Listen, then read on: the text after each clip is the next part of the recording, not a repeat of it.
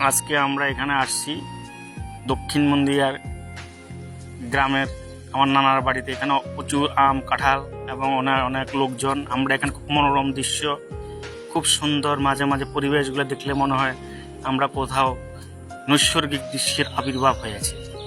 এখানকার যে জায়গার অবস্থান খুবই সুন্দর, প্রাকৃতিক। আম কাঁঠালের গাছগুলো সারি সারি করে সাজানো। ভিতরে বাড়িতে আমরা যখন ঢুকেছি অনেক দূর স্মৃতিগুলো মনে পড়ে। এখানকার গাছ দেখে আমরা সেই অন্য অন্য জগতে হারিয়ে গিয়েছিলাম। মনে হয় আমরা এখন আছি মনে হয় বেহেস্তিক পরিবেশে। কাঁঠালের খুব সৌন্দর্য, কাঁঠালগুলা দেখার মতো। গাজীপুরের সেই শ্রীপুরের কাঁঠাল বাগানের মতো দেখলে মনে হয়। পাশে আবার রয়েছে লেবু গাছ, সেটাও দেখতে ছোট ছোট গাজীপুরের বাতাবি লেবু, সুরবি লেবু বৈশিষ্ট্য এখানে অবিরাম রয়েছে গাব। গাবগুলা দেখি আমরা যে গাবের